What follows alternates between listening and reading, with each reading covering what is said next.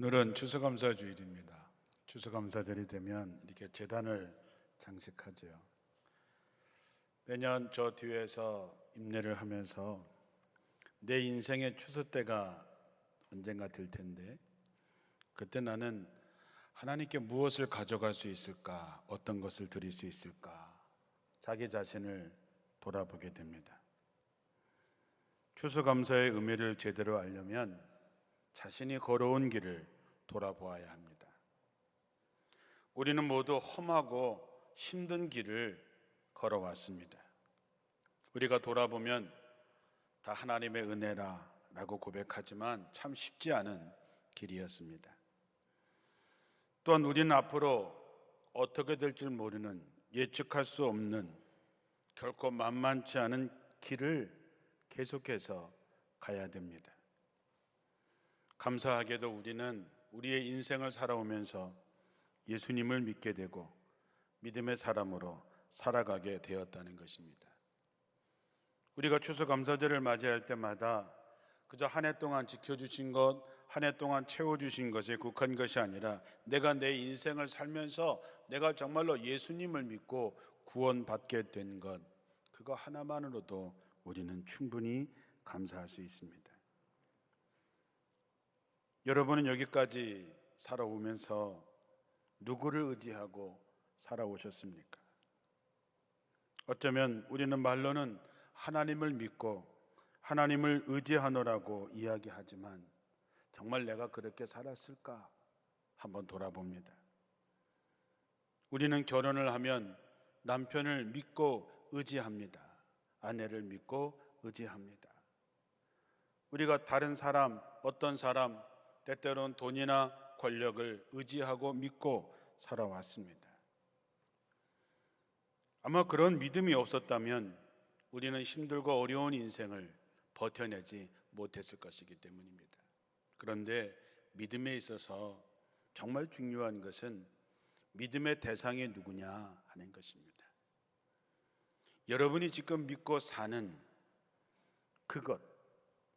그것이 건강이든 돈이든 남편이든 아내든 자식이든 권력이든 어떤 것이든지 간에 그것이 과연 영원한 것일까?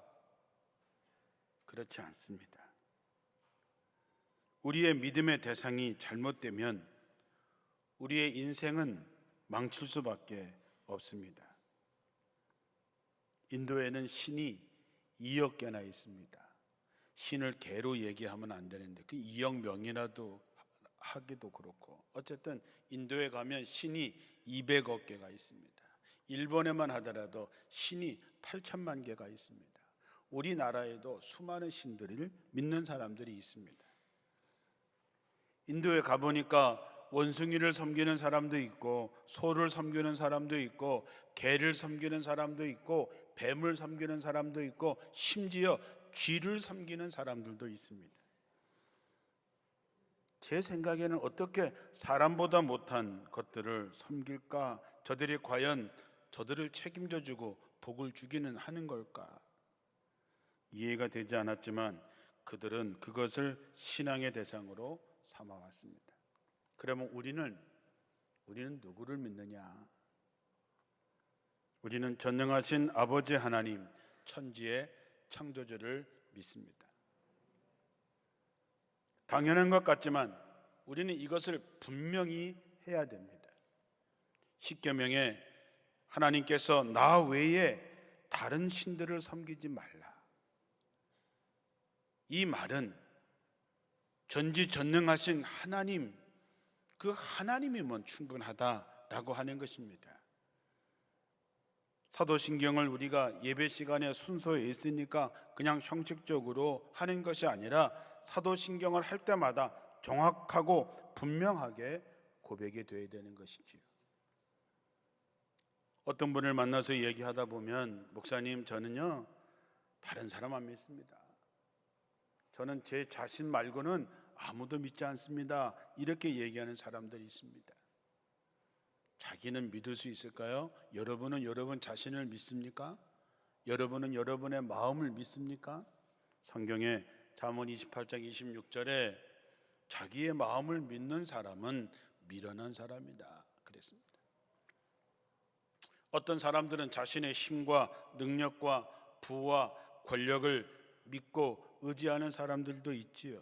그러나 여러분, 시간 지나면 다 사라집니다.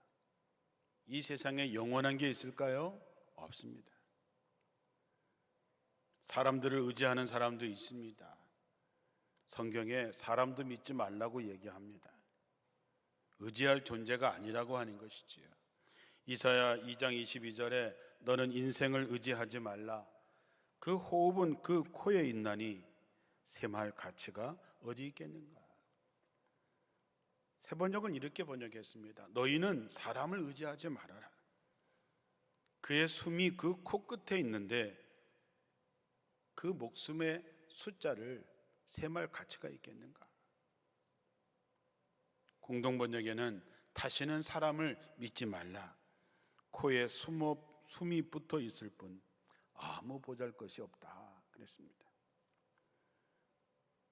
성경은 일관적으로 내가 믿는 그것이 무엇이든지 간에 피조물을 믿지 말라. 창조주이신 하나님을 믿고 의지해야 된다고 우리에게 가르치고 있습니다. 이렇게 신앙의 중요한 것은 내가 믿는 믿음의 대상을 분명하게 하는 것입니다. 영원히 흔들리지 않으시는, 영원히 변하지 않는 전능하신 하나님을 믿어야지 잠깐 있다 사라지는 것을 믿어서야 되겠는가. 오늘 우리가 추수감사주일로 지키는데 감사를 드리는 것도 대상이 분명해야 됩니다. 우리가 누구에게 감사하는 것입니까? 여러분 보기 좋으라고, 우리 보기 좋으라고 이렇게 앞에 장식한 것이 아닙니다. 감사의 대상은 오직 한 분, 하나님께 감사하는 것이죠. 여러분이 드려진 추수감사 헌금도 하나님께 드린 것입니다. 전능하시고 무소부재하신 최고의 하나님이십니다. 그렇게 믿으십니까, 여러분? 그렇다면 여러분이 그 최고이신 하나님 아버지께 드리는 감사는 어떤 마음으로 드리셨습니까? 마음과 정성을 다하셨습니까? 그분께 드리는 예물은 어떤 것이었습니까? 여러분에게 있어서 할 수 있는 최고의 예물이었습니까? 최선의 것이었습니까? 감사절을 지키는 여러분의 마음과 태도에서 여러분의 신앙이 그대로 드러나는 것입니다. 믿음의 대상이 분명하지 않으면 그 믿음은 헛것이 됩니다. 믿음의 대상이 분명하지 않으면 우리가 드리는 예물이 최고의 것, 최선의 것이 결코 될 수 없습니다. 이 세상의 전부가 아니지 않습니까? 우린 가야 할 하나님의 나라가 있습니다.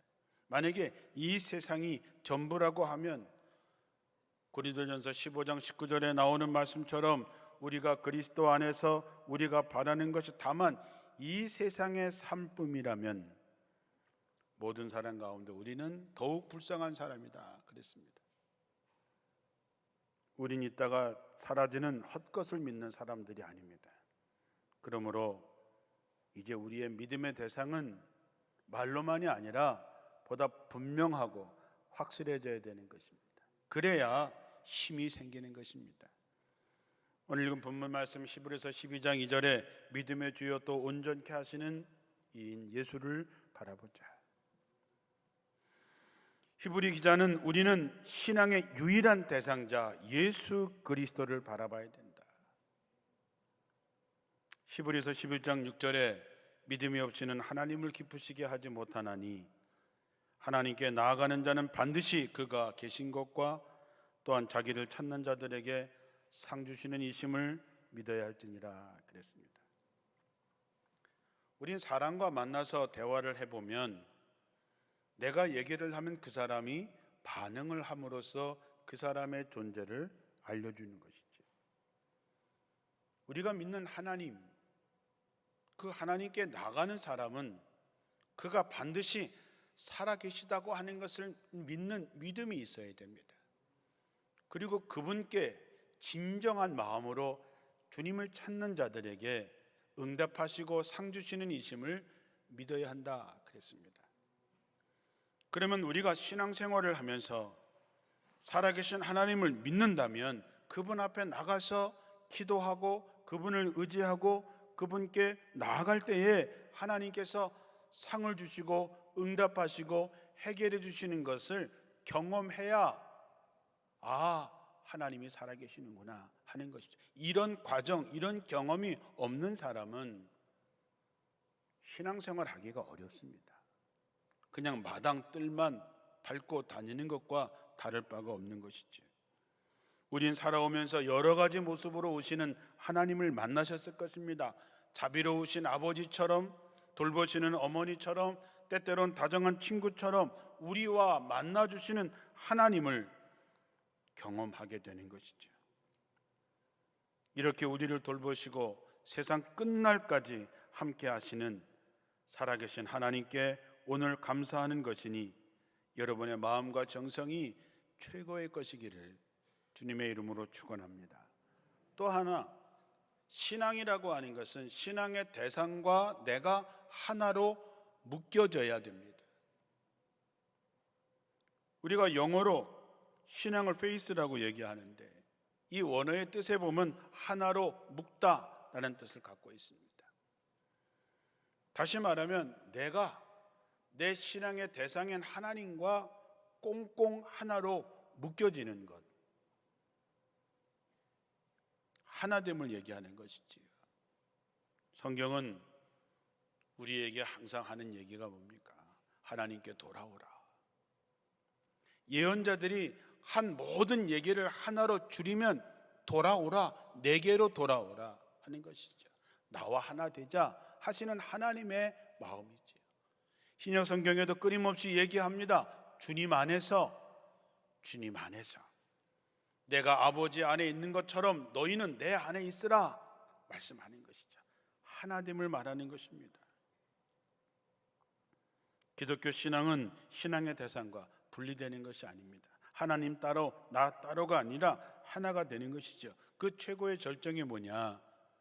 하나님이신 예수님이 우리와 하나 되기 위해서 인간의 몸을 입으셨다는 것입니다. 우리와 하나 되셨습니다. 그리고 우리의 죄값으로 십자가에 달려 죽으신 것이지요. 예수께서 십자가에 달려 죽으심으로써 우리는 하나님과 분리되어 있던 것을 다시 하나가 될 수 있는 기회를 열어준 것입니다. 세상 사람들은 믿지 않습니다. 어떻게 하나님이 인간이 될 수 있느냐? 그러나 성경은 예수께서 우리를 위해서 인간이 되셨고 하나님과 우리와 분리됐던 것을 다시 하나로 엮어주는 평화의 사도가 된 것인 것이죠. 요한복음 14장 2절에 보면 20절에 보면 그날에는 내가 아버지 안에 너희가 내 안에 내가 너희 안에 있는 것을 너희가 알리라. 요한복음 15장 7절에 보면 너희가 내 안에 거하고 내 말이 너희 안에 거하면 무엇이든지 원하는 대로 구하라 그리하면 이루리라. 참 멋진 얘기입니다. 갈라디아서에 나오는 말씀처럼 나는 그리스도와 함께 십자가에서 죽고 이제는 내가 사는 것이 아니라 내 안에 있는 그리스도가 살게 하는 그리스도와 내가 하나 된 삶의 열매는 얼마나 아름다울까. 우리가 주님 안에 있으면 주님이 우리를 책임져 주십니다. 주님과 내가 하나로 있기 때문에 주님은 우리의 삶을 그냥 모르는 채 하지 않으시고 우리의 모든 삶을 책임져 주십니다. 그런데 헐겁게 묶이면 삶이 힘들어집니다. 헐겁다고 하는 것은 내가 의지하는 것이 오직 하나님만 의지하는 것이 아니라 세상의 돈도 의지하고 남편도 의지하고 권력도 의지하고 자식도 의지하는 것입니다. 여러분, 이스라엘 백성들이 하나님을 저버렸다고 하는 것이 하나님을 안 믿었다는 얘기가 아닙니다. 하나님을 믿고 가나안까지 왔지만 가나안에 와 보니까 농사를 지려면 바알을 섬겨야 되고 아세라를 섬겨야 되니까 하나님도 섬기고 바알도 섬기고 아세라도 섬기는 것이죠. 하나님도 섬기고 돈도 섬기고 권력도 섬기고 그렇게 살아가는 것이죠. 그런데 하나님은 그것을 원치 않으십니다. 나 외에 다른 것을 의지하지 마라. 나 외에 다른 것을 섬기지 말아라. 나 외에 다른 것들을 믿지 말라는 것입니다. 왜냐하면 두 마음을 품어서 모든 일에 정함이 없는 것입니다. 야고보서 1장 8절 말씀을 우리가 다른 성경의 번역으로 보면 두 마음을 품은 사람, 의심을 품은 사람은 마음이 헷갈리게 되고 결국 행동이 불안정하게 된다 그랬습니다. 갈피를 못 잡고 흔들리는 사람이 된다는 것이죠. 예수님께서 고향을 방문하신 일이 있었죠. 그런데 뜻밖에도 그 고향에서 예수님은 능력을 행하지 않고 지나셨습니다. 여러분, 고향에 가면 얼마나 더 큰 애착이 있습니까? 그렇죠. 여러분도 고향에 가면 타향살이보다 훨씬 더 애착이 많을 텐데, 고향이니까 더 많은 기적을 행하시고 더 많은 병자를 고치시고 물고기 2마리와 보리떡 5개로 5,000명을 먹이신 예수님께서 그 동네의 모든 사람들의 정말 하나님의 만나로 하나님의 능력으로 큰 잔치를 베푸셔야 되는 게 맞는데 왜 그냥 지나셨을까? 고향 사람들이 예수님을 메시아로 보지 않았기 때문에, 평범한 인간으로 보았기 때문에, 믿음의 대상이 아니었기 때문에 예수님은 거기서 이적을 행하지 않으시고 지나치신 것입니다. 우리도 마찬가지입니다. 우리가 하나님만을 섬기고 하나님과 내가 하나가 되어서 정말로 꽁꽁 묶어지면 예수님이 그냥 지나칠 리가 없지만, 그러나 우리가 말로는 믿는다고 하면서도 헐겁게 묶여져 있으면 예수님께서 그냥 지나치실 수밖에 없는 것이지요. 우리가 믿는 만큼, 우리가 신뢰하는 만큼, 우리가 의지하는 만큼 주님은 우리에게 역사하시는 것입니다. 바디메오는 장님이었습니다. 그는 예수님께서 병자를 고치셨다고 하는 소문을 귀로 들었습니다. 자기 눈을 뜨게 할 수 있는 유일한 분은 예수 그리스도밖에 없다는 믿음이 생겼습니다. 그분을 의지하게 생겼습니다. 그래서 예수님이 지나간다는 길목에 서 있다가 예수님이 지나갈 때 그는 큰 소리 쳤습니다. 다윗의 자손 예수여, 우리를 불쌍히 여기소서, 나를 불쌍히 여겨주십시오. 제자들이 꾸짖었습니다. 그럼에도 그는 멈추지 않았습니다. 포기하지 않았습니다. 왜? 예수님만이 유일하게 내 눈을 뜨게 할 수 있는 분이라는 믿음이 있었기 때문에 더욱 큰 소리로 다윗의 자손 예수여, 나를 불쌍히 여기소서. 어떻게 된지는 아시죠? 그는 눈을 떴습니다. 그 사람만 그랬습니까? 수로보니게 여인도 그랬고 백부장도 그랬고 10명의 문둥병자도 그랬습니다. 사랑하는 성도 여러분, 여러분이 어떤 문제가 있든지 어떤 어려움이 있든지 우리의 믿음의 대상은 오직 예수님뿐이고, 정말로 주님이 내 안에, 내가 주님 안에서 꽁꽁 묶일 때 문제가 해결되고 열매를 많이 맺을 수 있다는 것을 잊지 마시고 그분과 하나 되기 위해서 더욱 힘쓰는 여러분들이 되시기를 주님의 이름으로 축원합니다. 마지막으로 그러기 위해서 우리는 그분을 알기 위해서 더욱 힘써야 됩니다. 오랜 부부나 오랜 친구들은 서로를 잘 압니다. 눈빛만 봐도 서로의 뜻을 알게 됩니다. 서로가 무엇을 원하는지 잘 압니다. 신앙생활도 마찬가지입니다. 여러분 수십 년 예수 믿으셨는데 예수님의 마음을 아십니까? 예수님의 뜻을 아십니까? 여러분을 향한 하나님이 원하시는 것이 무엇인지 아십니까?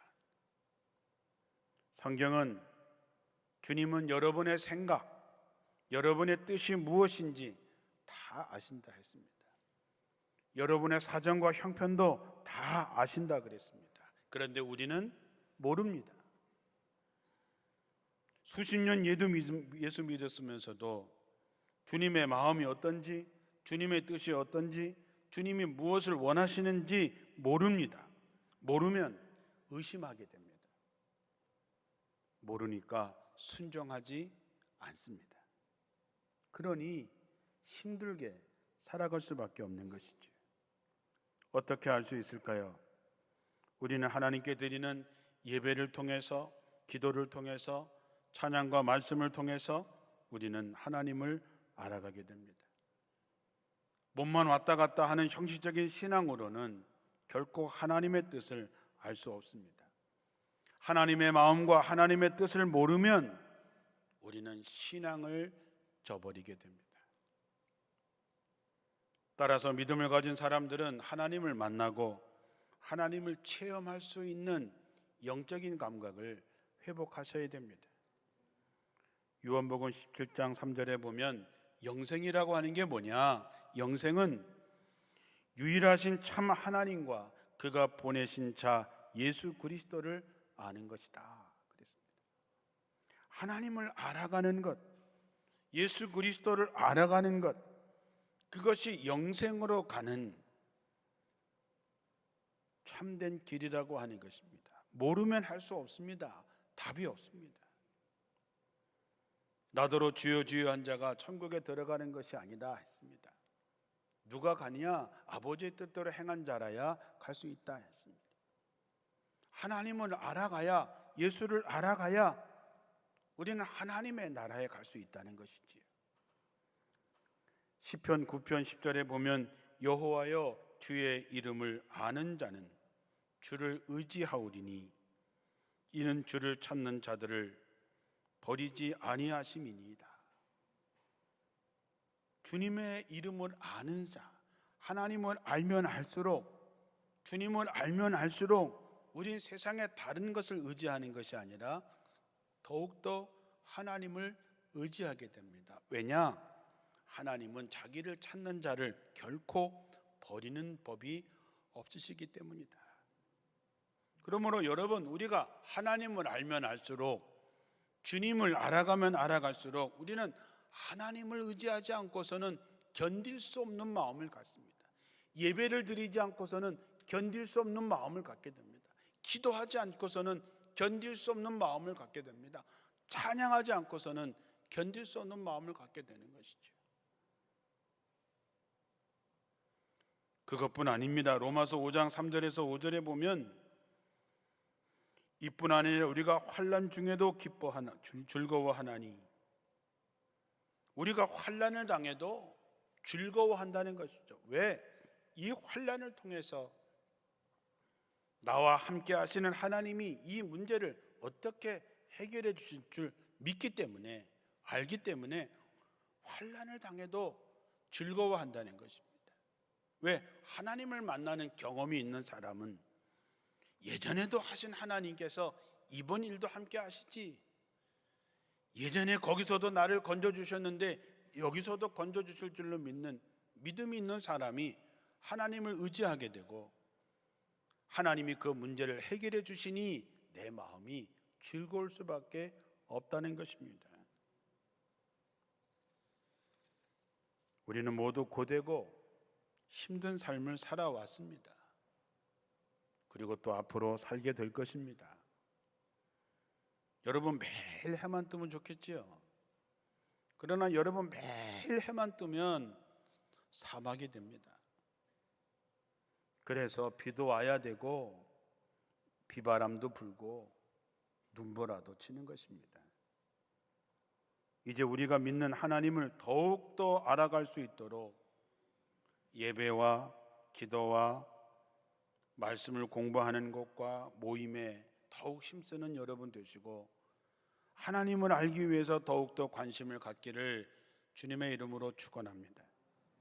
모세가 떨기나무가 타는 광경을 보고 그냥 지나치지 않고 더 알고자 다가갈 때에 거기서 하나님을 만났던 것처럼 내가 좀 더 하나님을 알고 내가 좀 더 주님을 알기 위해서 여러분들이 노력하고 다가갈 때에 우리는 정말 하나님을 만나게 될 것입니다. 여러분의 믿음의 대상, 우리의 믿음의 대상은 전지전능하신 천지를 만드신 창조주 하나님이십니다. 우리는 그분께 감사하는 것입니다. 그분은 우리와 함께 하시고 우리는 그분과 꽁꽁 묶여지기를 원합니다. 하나님은 우리의 약속하셨습니다. 세상 끝날까지 내가 너희와 항상 함께 하겠다고 약속했습니다. 그러므로 그분을 더욱더 알기를 원합니다. 그분을 알면 할수록 우리는 기쁨으로 살 수 있습니다. 그분을 알면 할수록 우린 더욱더 담대하게 살 수 있습니다. 모르면 뜬구름 잡는 신앙이 될 뿐입니다. 신앙인은 살아계신 하나님을 믿기에, 하나님이 나와 함께 하심을 믿기에, 그분의 뜻을 알기에 이 땅에서 어떤 것에도 주눅들지 않고 당당하게 살아갈 수 있습니다. 그런 사람이 고백하는 말씀이 오늘 시편 105편 1절에서 5절의 말씀입니다. 현대인 성경으로 읽어드리면 이렇습니다. 너희는 여호와께 감사하고 그의 이름을 선포하며 그가 행하신 일을 온 세상에 알게 하라. 그에게 노래하고 그를 찬양하며 그의 신기한 일을 말하라. 그의 거룩한 이름을 자랑하라. 여호와를 찾는 자에게는 즐거움이 있으리라. 너희는 여호와를 찾고 그의 능력을 구하며 항상 그를 바라보아라. 우리 모두 살아계신 하나님을 믿는 신앙이 더욱더 분명해지고 하나님과 내가 하나가 되고 하나님을 깊이 알아가면서 승리하는 인생을 살아가시기를 주님의 이름으로 축원합니다. 기도하겠습니다.